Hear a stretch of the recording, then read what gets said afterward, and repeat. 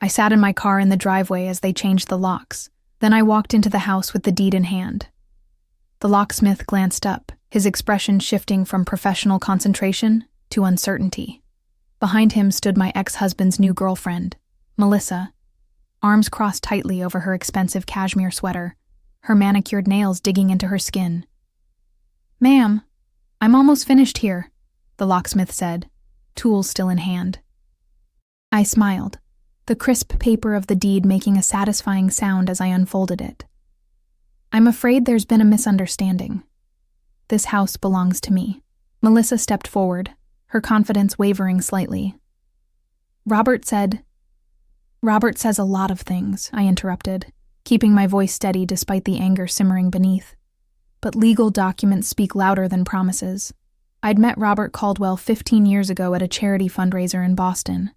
I was 27, working as an architectural designer, and he was 34, a rising star in commercial real estate.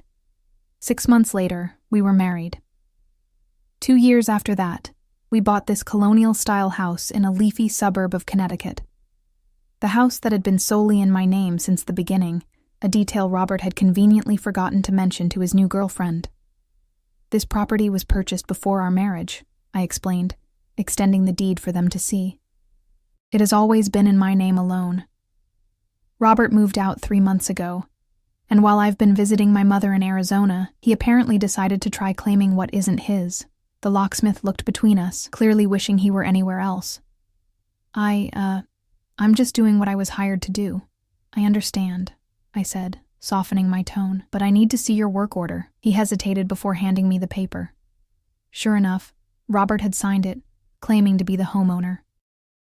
I pulled out my phone and showed the locksmith my driver's license, which matched the name on the deed. "I'm going to have to stop work," he said to Melissa, already packing up his tools. "This is a legal matter now." Melissa's face flushed red. "This is ridiculous. Robert told me that this was his house," I finished for her, "that we were divorced and I'd moved away. Let me guess. He also said I'd signed it over to him in the settlement?" The flicker in her eyes told me I'd hit the mark. My heart sank for her, despite everything. Robert was using the same playbook with her that he'd used countless times during our marriage. The lies, the manipulation, the confident assertions that reality was whatever he claimed it to be. "You should call him," I suggested, softer now, "but I wouldn't believe everything he tells you." As the locksmith drove away, Melissa stood awkwardly on my front porch, phone clutched in her hand. I unlocked the door with my key, the original that still worked, and stepped inside, the familiar scent of my home washing over me. Except it wasn't entirely familiar. In the 3 weeks I'd been gone, Robert had been busy. New furniture dotted the living room. A leather sectional I would never have chosen, replacing my comfortable sofa. Family photos had been removed from the walls, replaced with generic art prints. In the kitchen, my collection of handmade pottery had vanished, replaced with sleek, modern dishware. "He was moving you in," I realized aloud, turning to Melissa, who hovered in the doorway. "We've been together for 6 months," she said defensively. "He said the divorce was finalized in January." I laughed, the sound hollow even to my own ears. "We're not divorced. We're not even legally separated yet. He moved out in March, claiming he needed space to think." Melissa's phone buzzed in her hand. She glanced down at it, then back at me, doubt creeping into her expression for the first time. "You should take that," I said. "I'd be interested to hear what explanation he has this time." While she stepped outside to take the call, I moved through the house, cataloging the changes, the erasure of my life here. In the master bedroom, her clothes hung in my closet. Her toiletries were arranged on my bathroom counter. The guest room had been converted into a home office, with Robert's desk and computer set up by the window. By the time Melissa returned, her face was pale, her confident posture collapsed. "He's not coming," she said simply. "He said there's been a misunderstanding and he'll call me later." Of course he wasn't coming. Robert never faced problems head-on. He disappeared, regrouped, and returned with a new strategy once he'd figured out an angle. "Do you need help packing your things?" I asked, surprising myself with the offer. She stared at me for a long moment before nodding. "Why would you help me?" I looked around at the half-transformed house. at this woman who had unknowingly stepped into the same trap I'd been trying to escape. Because I've been where you are, and it's not your fault. As we silently packed her clothes and toiletries, I wondered if she would listen if I tried to warn her about Robert. Probably not. I hadn't listened when his first wife tried to warn me, convinced that our love was different, that the problems in his previous marriage had been the other woman's fault. "How did you find out?" Melissa asked suddenly, folding a silk blouse with trembling hands. "About his plan to change the locks?" "My neighbor called me. She saw Robert bringing furniture in last week and thought it was strange since she knew I was out of town. What I didn't tell Melissa was that this wasn't the first time Robert had tried to claim the house. During our initial separation talks, he'd insisted it was marital property despite the deed being in my name. When I'd refused to give in, he'd started with subtle threats. Hints about financial ruin, about secrets he could reveal. When those didn't work, he'd moved on to this more direct approach. After Melissa left with her belongings, I sat alone in my partially transformed living room, surrounded by furniture I hadn't chosen, and bare walls where my life had been displayed. My phone buzzed with a text from Robert. "We need to talk." I didn't respond. Instead, I called my lawyer, updated her on the situation, and asked about a restraining order. Then I called a locksmith of my own. By nightfall, I had new locks, a security system installation scheduled for the morning, and the beginnings of a plan to reclaim not just my house, but my life. I slept in the guest room that night, unwilling to lie in the bed where Melissa's perfume still lingered on the pillows. In the darkness, listening to the familiar creaks of my house, I made a promise to myself. This time, I wouldn't let Robert manipulate me. This time, I would stand my ground. The morning after I reclaimed my house, I woke to insistent knocking. Through the peephole, I saw Robert, immaculately dressed in a charcoal suit, his salt and pepper hair perfectly styled, wearing the expression of concerned reasonableness I'd seen him use in countless negotiations. I opened the door but blocked the entrance. "You can't come in, Emma," he said, his voice taking on that soothing tone that once made me feel safe, but now set my teeth on edge. "There's been a misunderstanding. I was just preparing the house for your girlfriend to move in, while telling her we were divorced and this was your property." I kept my voice calm, factual. "The deed is in my name, Robert. It always has been." A flicker of annoyance crossed his face before the mask of reasonableness returned. "You know I paid for most of it. We always treated it as ours. And yet, legally, it's mine." I held up my phone. "I've recorded this conversation, and if you try to enter without permission, it will be breaking and entering. My lawyer has been updated on the situation, including your attempt to change the locks." He stepped back, reassessing. Robert had always been calculating, able to switch tactics in an instant when one approach failed. It was what made him successful in business and dangerous in personal relationships. "I left some important documents in the office," he said finally. "I need to retrieve them. Email me a list. I'll have them sent to your apartment." His jaw tightened. "This isn't necessary, Emma. We can work this out like adults." "Like you worked it out with Melissa, telling her we were divorced, moving her into my house?" I shook my head. "We're beyond working it out informally. Everything goes through lawyers now." As he turned to leave, he paused. "You've changed." It wasn't meant as a compliment, but I took it as one anyway. "Yes, I have." After he left, the security company arrived to install the new system. While they worked, I began the process of reclaiming my space.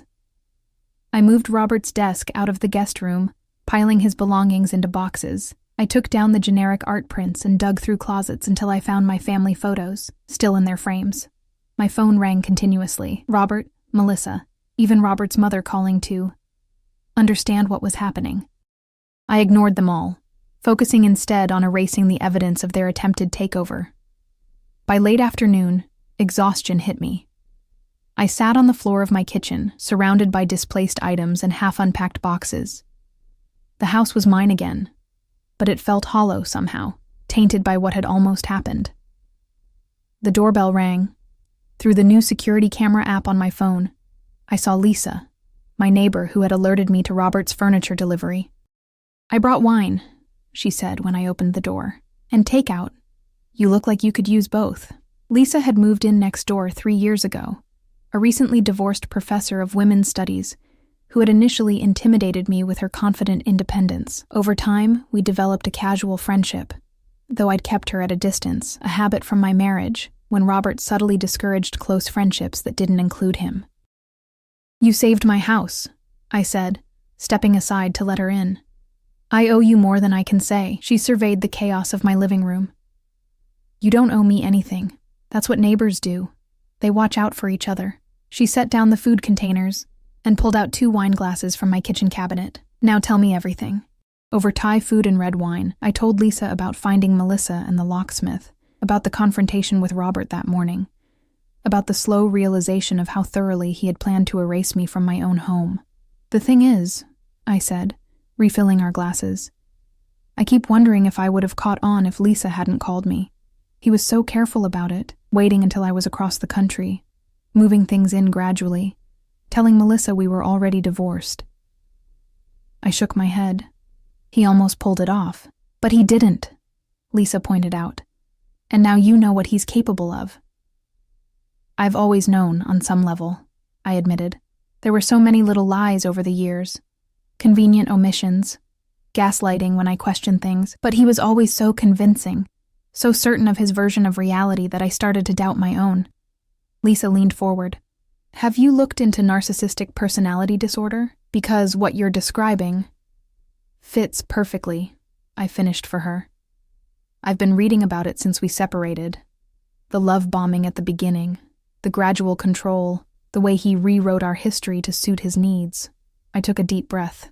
"The scariest part is realizing how many red flags I ignored. His first wife tried to warn me, you know. She reached out after our engagement was announced. I thought she was bitter, jealous. And now Melissa's in the same position you were."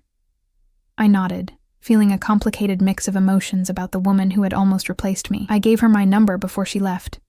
Told her she could call if she needed to talk." "That was generous of you, was it? Or was I just trying to feel better about myself?" I stared into my wine glass. The truth is, part of me wants her to stay with him, to keep his attention focused on her instead of on making my life difficult. Lisa didn't judge me for the admission. Instead, she helped me continue reclaiming my space, moving furniture back to where it belonged, unpacking my belongings from the attic where Robert had stored them. As we worked, my phone buzzed with a text from an unknown number. "Can we meet?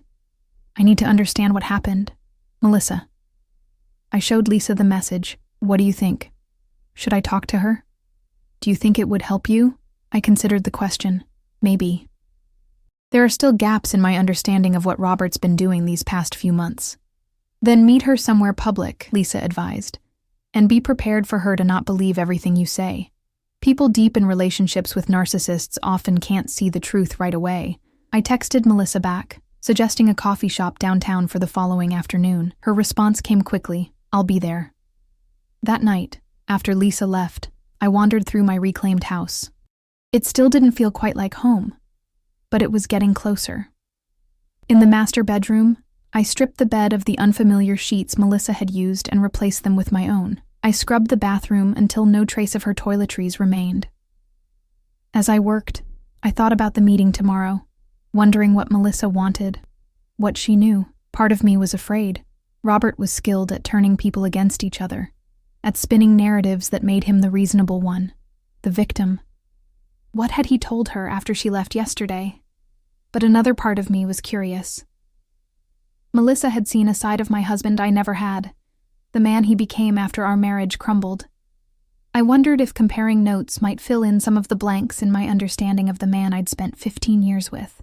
I fell asleep on freshly laundered sheets, dreaming of houses with endless rooms and doors that locked behind me as I passed through them. In the dream, I was searching for something important, something I'd lost, but I couldn't remember what it was. The coffee shop was busy when I arrived, the weekend crowd filling most of the tables. I spotted Melissa immediately, sitting in a corner booth, looking smaller somehow without her confident posture and expensive outfit. Today she wore jeans and a simple sweater, her hair pulled back in a ponytail. "Thank you for meeting me," she said as I slid into the seat across from her. "I've been confused." I ordered a latte from the passing server before responding. I imagine Robert has given you his version of events, she nodded, twisting a paper napkin between her fingers. He says the house was bought with his money but put in your name for tax purposes. He says you agreed to transfer it to him in the divorce settlement but then changed your mind. Of course he would say that. It was close enough to a potential truth to be believable, especially to someone who wanted to believe him. The house was purchased with money from my inheritance, I said quietly. My parents died in a car accident when I was 25. 2 years later, I met Robert. The house was bought the year after we married, but we decided to keep it in my name because his business sometimes involved financial risks. It was meant to protect our primary residence if he ever faced lawsuits or bankruptcy. Melissa's expression remained guarded, but she was listening. I have the original deed, I continued, and bank records showing the down payment came from my inheritance account. I also have emails between Robert and me discussing this arrangement. I'd spent the morning digging through old files, preparing for this conversation. But more importantly, we're not divorced or even legally separated yet. We're still in negotiations. He showed me divorce papers, she said, her voice small. Were they signed by a judge? Did they have a case number? I asked gently. The flicker in her eyes told me they hadn't. Likely they were draft documents from his lawyer, or worse, something he'd created himself to show her. How long have you known him? I asked. 9 months. We met at a fundraiser for the art museum. She hesitated. He said you'd been separated for over a year at that point, 9 months, which meant their relationship had started while we were still living together, before he'd moved out claiming he needed space. Another lie to add to the growing list. Robert is very convincing, I said, choosing my words carefully. When he tells you something, it feels true because he believes it in that moment. He rewrites reality to suit his needs. You're saying he's a liar? Her defenses were rising again. I'm saying he creates his own truth and expects everyone to live in it. And when they don't, I trailed off, thinking of all the times I'd challenged his version of events only to be made to feel crazy, oversensitive, forgetful. Our drinks arrived, creating a momentary pause in the conversation. I watched Melissa add sugar to her coffee, her hands still trembling slightly. Did he tell you why we separated? I asked. She nodded. He said you grew apart, that you were focused on your career and didn't support his ambitions, that you became cold and distant. I couldn't help the bitter laugh that escaped me. I put my career on hold for years to support him. I planned dinner parties for his clients, traveled with him for business, managed our home while he built his company. I took a sip of my latte. We separated because I found out he'd been having an affair with his assistant. And when I confronted him, he somehow turned it around so that it was my fault for not being attentive enough. Melissa's face paled. His assistant? Jessica. Young, blonde, eager to please. I studied Melissa's expression. You've met her? She's still his assistant, Melissa confirmed quietly. He said they had a brief fling before he met me, but that it was meaningless. The familiar pain twisted in my chest. So he'd never ended the affair, just added Melissa to the rotation. I shouldn't have been surprised, and yet part of me still was. There's something else you should know, I said after a moment. After he moved out, I found financial records suggesting he's been moving money from our joint business accounts into private ones, accounts I don't have access to. This caught her attention. What business accounts? We started a property development company together 10 years ago. Officially, I own 40%. I leaned forward. Has he asked you to invest in any projects? The look on her face answered my question. A boutique hotel development, she admitted. I gave him $200,000 3 months ago. He said it was a guaranteed return. My heart sank for her. Let me guess. He hasn't provided any formal documentation of your investment, has he? No contracts? No receipt of funds? She shook her head slowly, the reality of her situation dawning on her. Melissa, I said gently, I think Robert is running a Ponzi scheme. My lawyer has been investigating the missing funds, and what we're finding isn't pretty. There are at least 3 properties he claimed to purchase with investor money that don't actually exist. She stared at me, shock giving way to anger. "You're lying. You're just trying to turn me against him because you're jealous." I'd expected this reaction. "I have copies of the financial records in my car. Bank statements showing withdrawals from our business accounts with no corresponding property acquisitions. Emails from other investors asking about delayed returns." I paused. "You don't have to believe me, but I suggest you ask Robert for documentation of where your money went. See how he reacts." We sat in silence for a long moment, the bustling coffee shop continuing around us, while Melissa processed what I'd told her. Finally, she looked up, her eyes filled with uncertainty. "Why are you telling me all this? Why help me?" It was a fair question. I'd asked myself the same thing repeatedly since offering her my number. "Because I spent 15 years doubting myself, making excuses for his behavior, believing I was the problem," I said finally. "And no one deserves that." As we parted ways outside the coffee shop, Melissa hesitated. "What will you do now? About the house? About everything?" I looked up at the clear blue sky, feeling the weight of the question. "I'm going to finish what I started, get the divorce finalized, make sure the financial fraud is documented and reported, rebuild my life." I met her gaze. "And I'm going to sell the house." Her eyebrows rose in surprise. "After fighting so hard to keep it?" "I fought because it's mine, and because Robert needed to learn he can't take what isn't his." I smiled slightly. "But now I realize I don't want to live in a space filled with memories of him. Of us. I want something that's just mine, that doesn't have his fingerprints all over it." As I drove home, I felt lighter somehow, as if sharing my story with Melissa had released something I'd been carrying. Whether she believed me or not, whether she stayed with Robert or left him, I had done what I could. The rest was up to her. At home, I walked through each room slowly, seeing it with new eyes. This house had been my dream once, the perfect blend of historic character and modern comfort. I'd spent countless hours restoring original features, designing custom cabinetry, selecting just the right paint colors. But now, I could see how much of it had been influenced by Robert's preferences, by my desire to create a home he would be proud to show off. In the study, I opened my laptop and began researching real estate agents. It was time to let go, to find a new space that reflected who I was becoming rather than who I had been.